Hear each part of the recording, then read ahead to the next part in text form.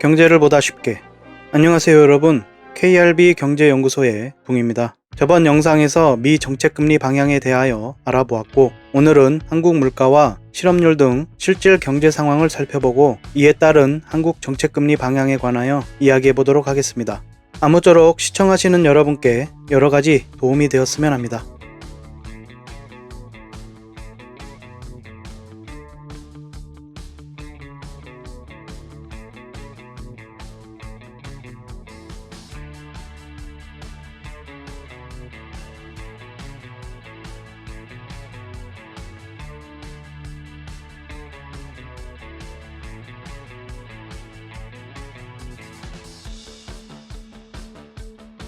오늘의 밑지식은 국민계정 기준년 개편 소식과 소비자 심리지수 등에 관하여 알아보고, 기대 인플레이션에 대해서는 따로 더 깊게 알아볼 예정이므로 오늘은 가볍게 알아보고 넘어가도록 하겠습니다.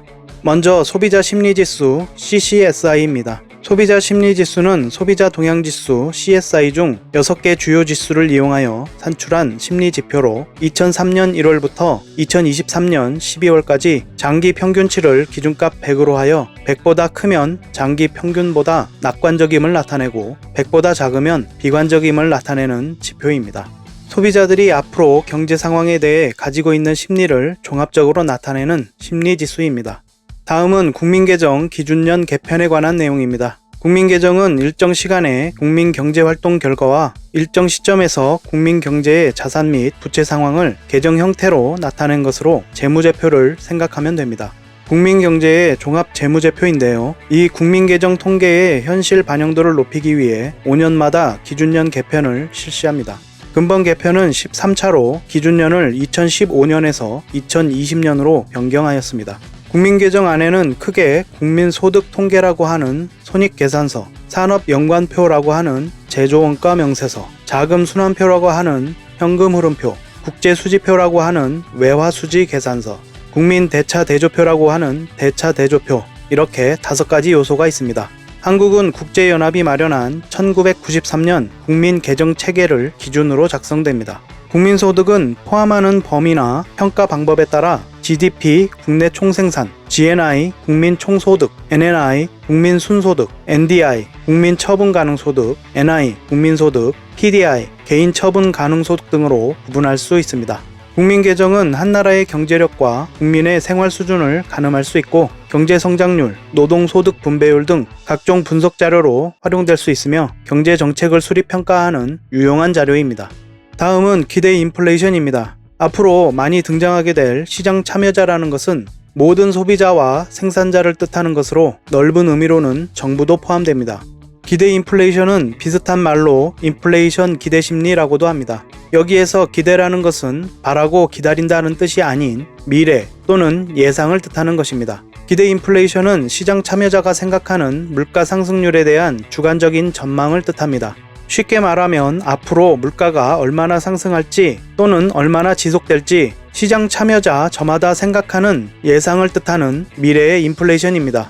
이 물가 전망은 전망하는 기간이나 시장 참여자를 어떻게 설정하는가에 따라 달라질 수 있습니다. 각국 중앙은행의 큰 역할 중 하나인 물가 안정의 측면에서 2가지를 안정적으로 관리해야 하는데, 그것이 바로 인플레이션과 기대 인플레이션입니다. 기대 인플레이션은 수요 견인 인플레이션과 비용 인상 인플레이션 모두에 영향을 미칩니다. 각자 도생. 언젠가부터 여러분은 물론이고 여러분의 주위 사람들, 방송, 커뮤니티 등 여러 곳에서 들려오고 또 이 말을 하는 자신을 발견할 수 있는 단어인데요. 각자 도생, 각각 스스로 제 살 길을 찾는다 라는 뜻을 가진 이 말은 코로나 팬데믹을 거치면서 다른 사람과의 교류가 감소하고 공동체적인 삶에 대한 이해가 부족해지면서 나타나기 시작하여 복지가 감소하고 사회 안전망이 무너져가는 지금 이 사회에 자조적인 말로 쓰이고 있습니다. 경제적인 모든 지표를 들여다보기에 무서울 만큼 한국 사회는 빠르게 붕괴하고 있습니다. 합계 출산율을 비롯한 생산 가능 인구 축소와 가파르게 노후화되는 사회는 앞으로 점점 더 정상적인 사회 유지가 힘들 것이라는 예상을 가능하게 합니다. 삶의 여건도 점점 더 나빠지고 있고 사회에서 소외된 계층의 자살과 고독사는 계속해서 늘어가고 있으며 자산과 소득 그리고 교육의 양극화는 깊어지고 있습니다. 쌓은 부를 통한 사람들의 계급의식은 더욱 단단해져 가고 마치 그것이 당연한 듯 받아들이는 노예 근성이 스며들고 있습니다.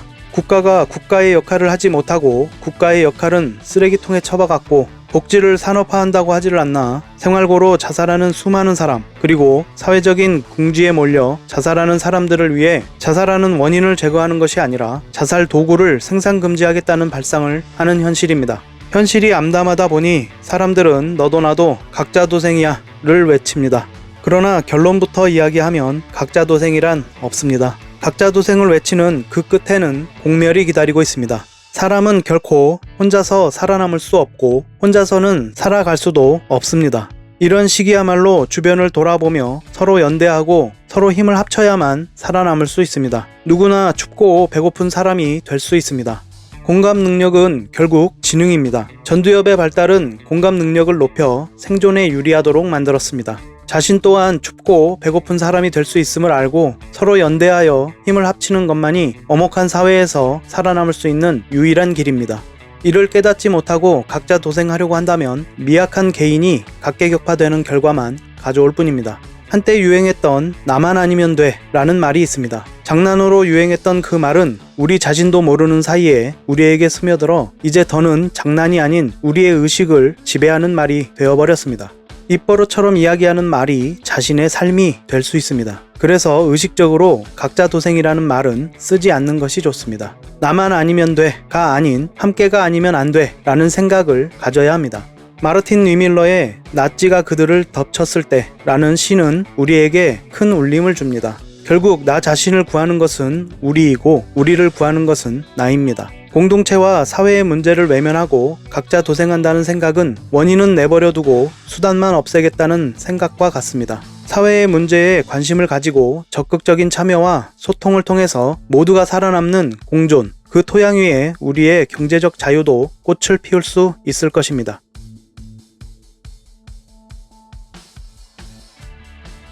한국 시각으로 2024년 6월 6일 밤 9시 15분 유럽중앙은행 집행이사회가 5년 만에 첫 금리 인하를 하였습니다. 기준금리 4.5%에서 25bp를 인하하여 4.25%가 되었습니다. 2022년 7월 금리 인상을 시작한 이후 1년 11개월 만에 피벗, 즉 통화정책 전환에 나선 것입니다. ECB는 이날 독일 프랑크푸르트에서 통화정책이사회를 열고 기준금리를 4.25%, 수신금리와 한계 대출금리를 각각 3.75%와 연 4.5%로 내렸습니다.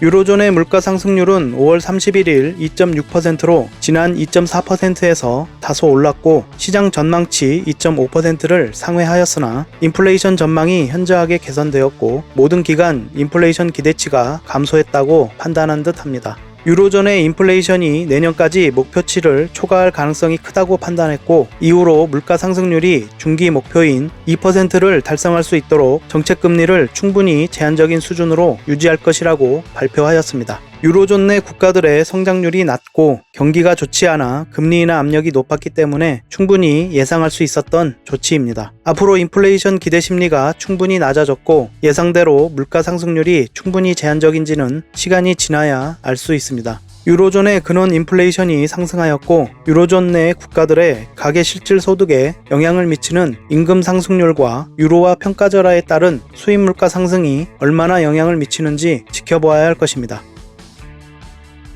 스위스 국제은행은 지난 3월 21일 금리를 25bp 인하하였습니다. 스웨덴 중앙은행인 릭스방크 또한 5월 8일 8년 만에 기준금리를 25bp 인하하고 인플레이션 전망이 유지된다면 정책금리가 하반기에 2차례 더 인하될 것이라고 하였습니다. 유럽 중앙은행이 금리 인하를 하기 하루 전 캐나다 은행은 기준금리를 기존 연 5.0%에서 25bp 인하하여 4.75%로 피벗 행렬에 동참하였습니다. 캐나다는 2022년 3월 소비자 물가지수가 6.7%까지 급등하자 금리 인상을 시작하고 긴축 정책에 들어섰습니다. 캐나다 은행은 2023년 7월까지 총 10차례에 걸쳐 금리를 5.0%까지 인상한 뒤 약 11개월간 유지해 왔습니다. 캐나다는 가계와 기업 부채 규모가 커서 금리 인상은 곧바로 효과를 나타내 비교적 꾸준하게 물가 상승률이 내림세를 보였습니다. 티프 맥클럼 캐나다 은행 총재는 인플레이션이 완화되고 있다는 추가적이고 지속적인 증거가 나오고 있기에 긴축적인 통화 정책을 유지할 필요성이 사라졌다고 밝혔습니다.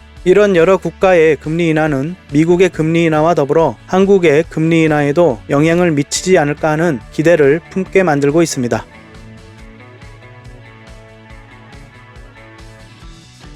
금리 인하의 기대가 부풀고 있는 가운데 한국은 연일 반도체 호조와 수출 상승 뉴스가 나오고 있습니다. 12개월 연속 무역 수지 흑자, 무역 흑자 49억 6천만 달러, 41개월 만에 최대, 최근 1년 누적 무역 흑자 327억 달러 칭송이 이어지고 산업부 장관이 나서서 흑자가 연속되는 것은 상당한 의미라고 말합니다. 연일 뉴스에 보도되는 무역 관련 뉴스들은 숫자와 흑자 이야기이고 이 소식을 듣는 사람들에게 남는 기억은 흑자, 41개월만 최대, 12개월 연속 흑자, 최대 규모 이런 단어들만 남았습니다. 2024년 5월 한국의 소비자 물가지수는 전월 대비 0.1%가 상승, 전년 동월 대비 2.7% 상승으로 지난 4월에 이어 내림세를 이어갔습니다. 물가 상승률은 상품 및 축산물이 다소 하락하였고 그 외에는 모두 상승. 이번 물가 하락의 가장 큰 원인 기여도는 상품과 서비스 중 내수 침체의 근본적인 원인인 개인과 자영업자들의 서비스 물가 하락이 가장 크고 다음은 공업 제품입니다. 물가 상승률은 3% 아래로 떨어졌고 완만한 하락을 보이고 있으며 이 수치대로라면 조만간 금리 인하를 할 수 있을지도 모른다는 생각이 들 것입니다.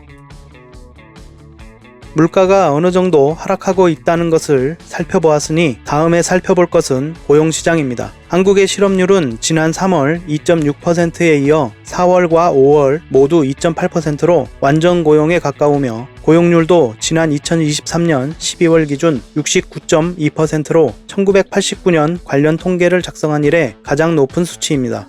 지난해 수출 감소, 부동산 시장 부진, 물가 상승에도 엔데믹 이후 서비스업과 숙박, 보건의료 등에서 취업자가 많이 늘어난 영향으로 역대 최고 고용률, 역대 최저 실업률을 달성하고 유지하고 있습니다. 수치만 보면 한국의 실업률은 역대 최고입니다. 한국의 무역 수지는 연일 흑자이고 수출은 호조에 있으며 물가는 계속해서 낮아지고 있고 실업률은 역대 최고 수치를 기록하고 있습니다. 그렇다면 이제 물가에 영향을 크게 주는 국제유가를 살펴봅시다. 국제유가는 견조한 미 고용지표의 서부 텍사스 산유는 0.03% 하락, 브렌트유는 0.31% 하락하였습니다. 이 영상을 제작하고 있는 현재 WTI유 배럴당 75.41불, 브렌트유 배럴당 79.53불, 두바이유 배럴당 80.01불을 기록하고 있습니다. 그동안 80불 이상 가격을 유지하던 국제유가가 다소 하락하여 물가에 미치는 영향이 더욱 낮아졌습니다. 다음은 미찌식에서 이야기했던 국민계정 기준년 개편에 따라 개편이 어떤 영향을 주었는지 알아보겠습니다. 국내 총생산 GDP 등 국민계정 통계 집계 기준년이 2015년에서 2020년으로 개편됨에 따라 명목 GDP 규모가 지난해 기준 2236조 원에서 2401조 원으로 증가하였습니다. GDP 대비 국가 채무 비율이 50.4%에서 46.9%로 3.5%포인트 하락하였습니다. GDP 대비 관리 재정 수지 적자 비율이 3.9%에서 3.6%로 하락하였습니다. GDP 규모가 증가하였기 때문에 GDP 대비 가계부채 비율이 지난해 말 기준 100.4%에서 93.5%로 6.9%포인트 하락하였습니다. 마찬가지로 GDP 규모가 증가하였기에 GDP 대비 기업부채 비율이 지난해 말 기준 122.3%에서 113.9%로 무려 8.4%포인트 하락하였습니다. 기준 변경에 따라 상향 조정된 통계 수치만큼 실제로 한국의 경제는 좋아진 것일까요? 지금까지 살펴본 한국의 물가와 고용시장, 무역과 국제유가 등 경기 상황은 실업률이 적당히 낮고 물가도 적당히 안정된 경제 상태인 골디락스라고 보아도 되지 않겠는가 싶은데요. 이 영상을 제작하는 현재 달러 인덱스는 104.94를 기록하고 있고 피벗 기대감에 코스피는 1.23% 상승하였고 원달러 환율은 7.7원 하락하여 1365.3원을 기록했지만 미국의 탄탄한 고용시장 지표가 발표되어 1380.07원으로 마감되었습니다. 한미 금리차는 2.0%포인트 차인 상황에서도 급격한 외화 유출은 되지 않았다고 주장하며 스웨덴, 캐나다를 비롯한 유럽 중앙은행까지 금리를 인하하며 시장 참여자들은 미국이 금리 인하를 9월에 할 것으로 예상하면서 그렇다면 한국도 10월에는 금리 인하를 할 수 있다는 주장이 힘을 얻고 있습니다. 국내 금융 안정 상황을 고려해서 8월 정도에 미국보다 선제적으로 금리 인하를 할 수도 있다고 주장하는 사람도 있습니다. 이는 과연 타당한 주장인가?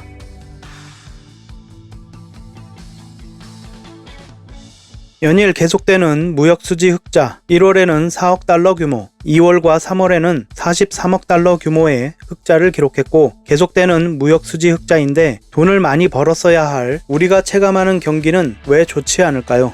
반도체, 자동차 쌍끌이의 무역 흑자 41개월 만에 최대, 5월 무역 수지는 49.6억 달러 흑자. 반도체가 회복되고 있는 것은 맞습니다. 그러나 이 실체는 2년 전 5월과 비교하면 답이 나옵니다.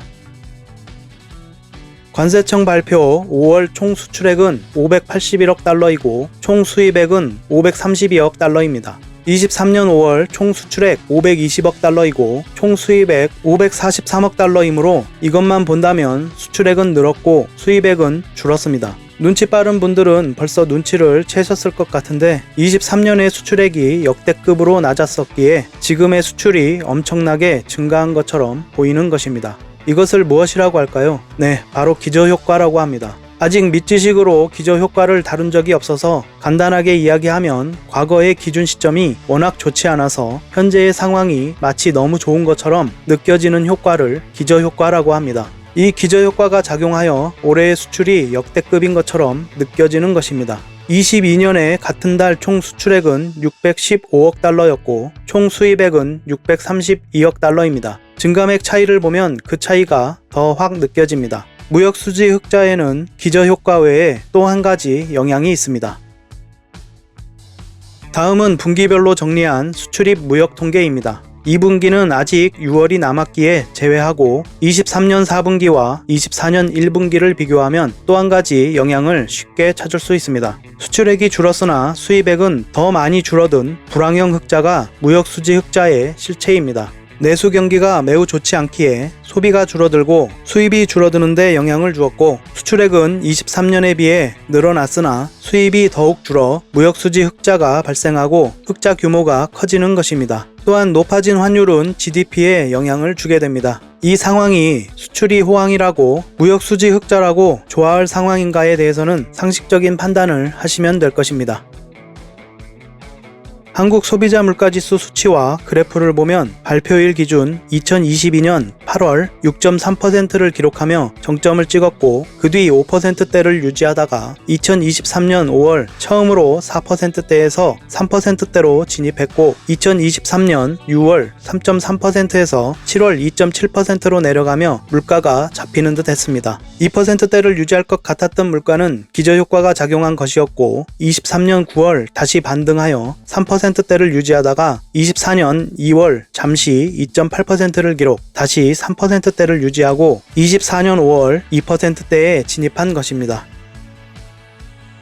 한국 소비자 물가지수 통계는 생필품 등의 가격이 낮게 책정되어 있고 주거비가 포함되어 있지 않습니다. 따라서 현재의 소비자 물가지수는 수치상 낮아 보이는 것입니다. 또한 현재의 물가는 먹고 사는 문제의 핵심인 생필품 및 신선식품 등의 가격이 매우 높아 시민들의 고통을 더하고 있기에 체감하는 물가 고통이 심한 것입니다. 소비자 물가지수에서 가장 중요하게 생각해야 할 지점은 현재 물가 하락의 부담이 자영업을 비롯한 개인의 희생이 가장 많은 부분을 차지하고 있다는 점입니다. 이렇게 자영업을 비롯한 개인의 희생에 의한 물가 하락 부담은 내수 경기를 악화시키는 악순환을 불러옵니다. 그리고 나아가서 이런 물가 하락은 금방 한계를 맞이하게 됩니다. 지난 소비자 물가지수 흐름을 살펴보면 물가는 5월과 6월에 걸쳐 하락하여 여름까지 하락하고 가을에 상승 반전할 수 있다는 예상을 해볼 수 있습니다. 이런 흐름은 이제는 물가가 잡혔다고 오판할 가능성을 높이게 됩니다. 한국의 고용시장은 지표로만 보면 완전 고용에 가깝고 고용률도 높지만 실업률 통계에는 숨겨진 실업자가 존재합니다. 경제활동 인구는 취업자와 실업자를 합산하여 산출하는데 일할 의사가 없는 비경제활동 인구는 애초에 통계 대상에 포함되지 않습니다. 지난 4주간 적극적으로 일자리 구직 활동을 해야 실업자로 인정됩니다. 단순히 구직 활동을 쉬는 취업준비생, 공무원 시험 지망자 등은 모두 비경제활동 인구입니다. 비경제활동 인구 중 쉬었음이라고 답한 20대는 지난 1월 기준 35만 9천 명이고 30대까지 합산하면 66만 3천 명이 실업자가 아니니 통계 착시가 심하다고 할 수 있습니다. 단기 아르바이트를 하면서 구직 활동을 해도 통계에는 취업자가 됩니다. 현재 고용시장에서는 고용이 대부분 60대 이상 고령층에 집중되어 있고 청년층 고용은 오히려 후퇴하고 있는 상황입니다. 고용지표상으로는 좋은 상황이 계속되고 있으나 경기가 좋지 않은 상황이 고용에 반영되기까지 1년에서 1년 반이 걸리는 것을 고려할 때 실제로 고용지표는 좋지만 일자리의 질은 매우 좋지 않다고 할 수 있겠습니다. 이런 상황은 지난 22년과 고용 변화 비교를 통해 쉽게 알 수 있습니다. 표에서는 취업자 증감이 2년 동안 얼마나 악화하였는가 한눈에 볼 수 있고 15세에서 29세 사이의 청년층 취업자는 15만 이상 증가하던 것이 24년에는 계속해서 감소하는 것을 알 수 있으며 60세 이상 취업자가 고용시장을 주도하고 있는 것을 알 수 있습니다. 실질 임금이 감소하고 자영업자와 개인에게 희생을 강요한 영향으로 가계의 실질 구매력이 떨어졌고 전반적인 경기가 후퇴하고 있으며 수출 증가가 고용으로 이어지기까지는 많은 시간이 걸리게 되므로 고용지표는 앞으로 악화할 것을 예상해 볼 수 있습니다. 다음은 전체 고용 노동자의 월 평균 실질 임금을 2021년부터 1분기끼리 비교한 것입니다. 2021년 1분기에 월평균 실질임금은 376만원, 2024년 1분기에 월평균 실질임금은 371만원입니다. 월평균 실질임금이 2021년 1분기보다도 낮아졌습니다. 고물가인데 임금이 낮아지고 있으니 시민들의 고통이 얼마나 클지 짐작이 가실 것입니다. 고용 노동자의 임금 변화를 보았으니 자영업자를 포함한 전체 가구의 실질 처분 가능 소득 변화를 보시겠습니다. 2021년 4분기부터 2024년 1분기까지 오르락 내리락 하고 있지만 결론적으로 실질 처분 가능 소득은 356만원으로 하락하였습니다. 고용 노동자뿐만 아니라 전체 가구의 실질 처분 가능 소득이 줄어든 것입니다. 2023년 2분기에 345만원은 코로나 팬데믹 수준의 실질 처분 가능 소득입니다. 2023년 우리가 모르는 사이에 세계적인 질병이라도 창궐하지 않았다면 도저히 설명되지 않는 일입니다. 더욱더 놀라운 사실은 소득 분위별로 분류한 10분위 모두, 그러니까 상위 소득층과 하위 소득층까지 모두 가릴 것 없이 소득이 줄어들었다는 것입니다. 오히려 상위 소득층이 이번 분기에는 가장 많이 줄어들었습니다. 현실이 이 지경인데 어떻게 소비가 살아나고 내수 경기가 좋아지겠습니까? 소비자들의 경제 상황에 대한 심리를 종합적으로 나타내는 소비자 심리 지수는 5월 중 98.4로 전월 대비 2.3포인트 하락하였습니다. 현재 생활 형편 전망, 가계 수입 전망, 소비 지출 전망 모두 하락하였습니다. 물가 인식은 전월과 같고 향후 1년간 기대 인플레이션율은 3.2%로 전월 대비 0.1%포인트가 상승하였습니다. 인플레이션 상승이 예상되면 소비를 앞당기고자 하는 심리가 커져서 가수요를 증가시켜 실제 물가가 상승하게 됩니다. 마지막으로 5대 은행 가계대출 증감 추이를 보시겠습니다. 5대 은행 전체 가계대출은 2월부터 5월까지 계속해서 증가하고 있고 5월 말 가계대출 규모는 703조 2,308억 원입니다. 전월 대비 5조 2,278억 원이 증가하여 34개월 만에 최대폭 증가입니다. 주택담보대출 잔액은 546조 3,059억 원으로 전월 대비 5조 3,157억 원이 급증했습니다. 대기업 대출 잔액은 154조 4,665억 원으로 전월보다 3조 2,445억 원이 늘었고 중소기업 대출 잔액은 648조 8,565억 원으로 전월보다 4조 330억 원이 증가했습니다. 국민계정 개편을 통해 GDP 대비 가계대출 비율을 줄이고 기업대출 비율을 줄이는 통계착시로 경제가 더 좋아진 것인가에 대한 답은 여러분이 더 잘 아실 것입니다. 현실은 가계부채, 기업부채가 쌓이고 연체율은 올라가고 부실채권은 늘어만 가고 있다는 것입니다.